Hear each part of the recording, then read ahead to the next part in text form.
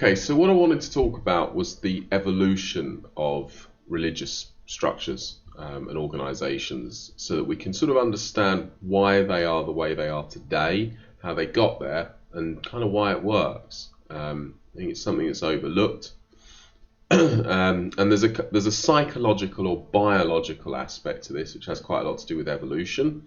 And then there's a kind of more pragmatic societal element. So I'm going to touch on both of those. Now, the kind of foundation for this that really needs to be set up initially is what we're talking about here is the civilization of people and how that comes about.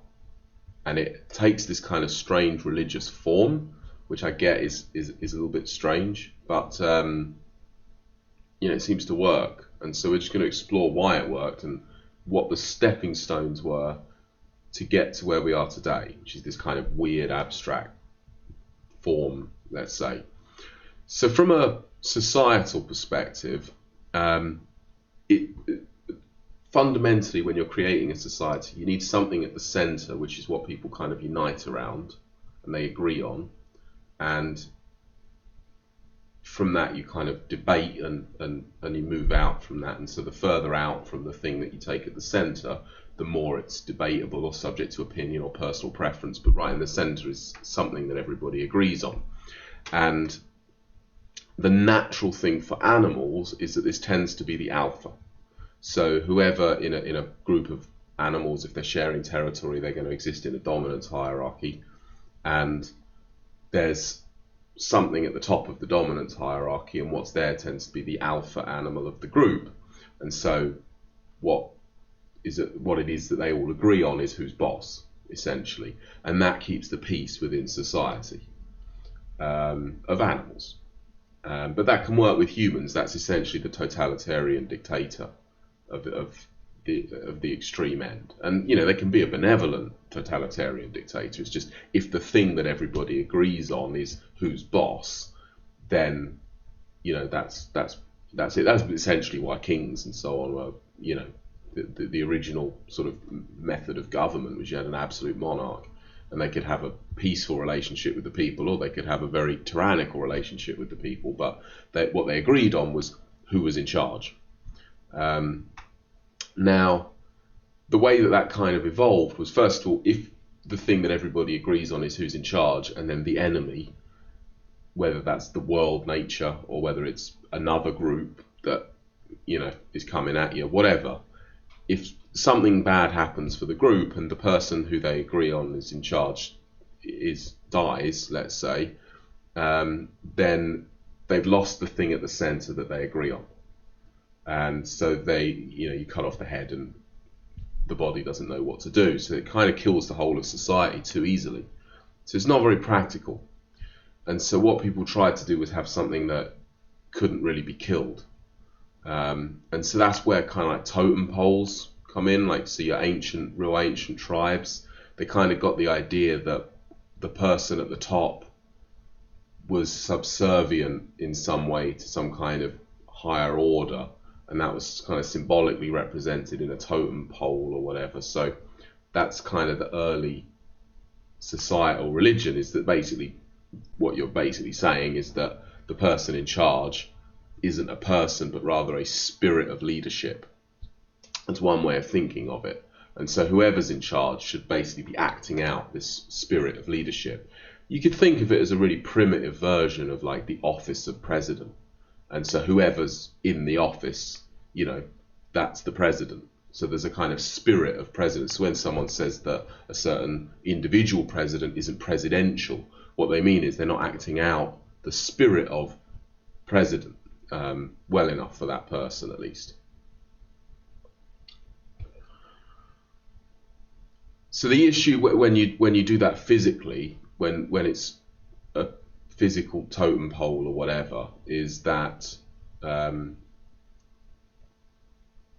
can still be destroyed. Enemies can come along and take the totem pole or destroy it or whatever. And so if you take something like the Israelites in captivity in Egypt, if they had any physical thing that they all united around, then it would be destroyed by the oppressors, by the Egyptians in the context of the story, you know, and that's what they'd want to do, and then they have nothing to unite around, and you can enslave them better.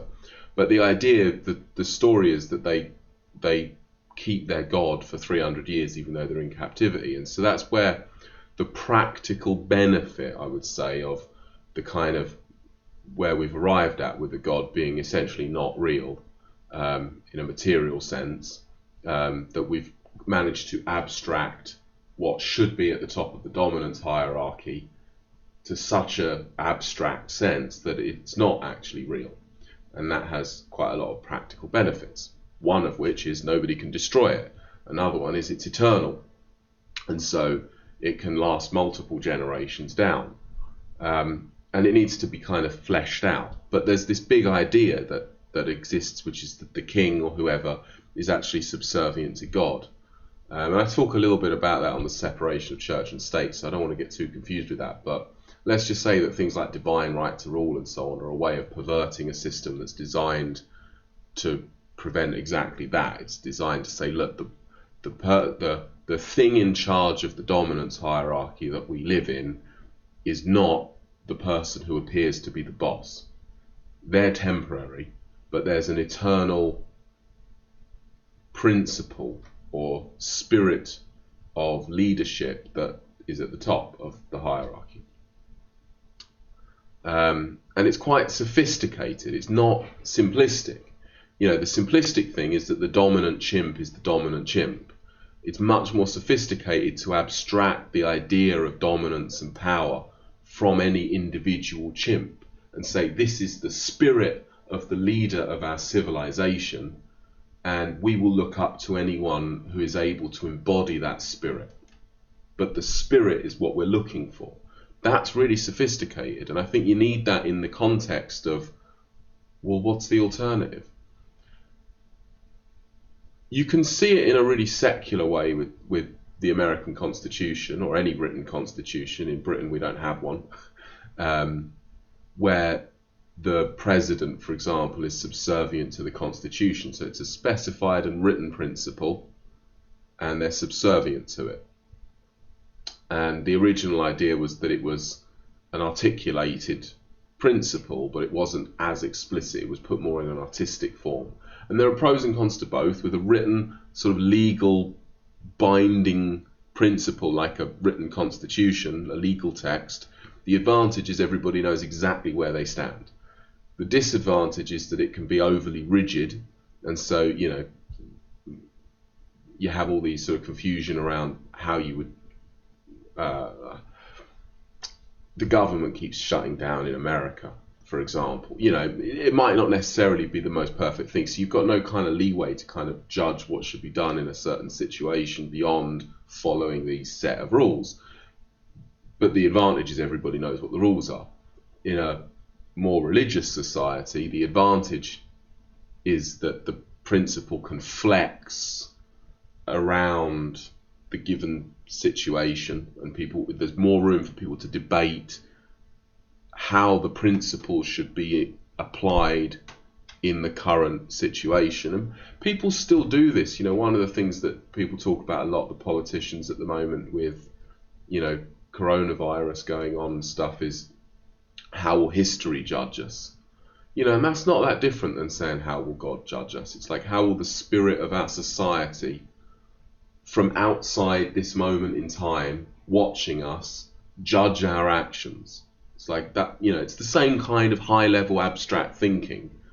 Bunch of people that don't exist right now watching us collectively, how would they respond? You know, people were having the same conversation, is my point, with a different set of language. And I think we just owe our ancestors the respect of that they were saying these quite pragmatic things, which are sophisticated, abstract concepts, and they were applying them practically in the running of their society. And we don't do things all that differently now. We just don't use the same words as much. That's the only difference. So that's kind of the pragmatic element, is that if to summarize, you've got a dominance hierarchy of mammals, there's something at the top of the dominance hierarchy. In animals, it's the dominant chimp of the day. For humans with sophisticated minds, it's some kind of principle. And even the most dominant living animal is subordinate to the principle. And it's that principle which historically has been God, and now is sometimes put in the form of a constitution or something, or a set of values, or a manifesto, or whatever it might be. There's a principle, and the people are underneath the principle. And that's what they were kind of driving at, is what is that principle? And also there's the idea that everybody could agree on the principle but not agree on the leader. So it brought about an element of democracy, that everybody agrees that these are the principles and that we serve this God, let's say, with all the values that go with that God, treating everyone like they're worth something, and so on, because everybody's divine, they're made in the image of God, and everyone's equal before God, and so they agree on the principles, but maybe they don't like a certain leader. Well, how do they articulate that? Well, they say, well, we don't like the leader because he's offending our God, and we don't like the leader because, which is essentially saying he's disobeying the principle, and someone else comes along and they make a better job of manifesting the principle, and people like them more, and so the leaders can switch out, but the principle stays the same. And so it has this practical benefit. It's an eternal principle. It can be applied and debated into any particular circumstance, and it transcends any particular leader. And it gives people a mode of expression for the cause of a revolution. This person does not uphold our values. They offend God. And so that's useful, and it's a step forward from a totalitarian leader, basically. Then you've got the psychological and biological side of things, which I think I'm going to do in another video, actually. But we'll get on to that. That will be in part 2.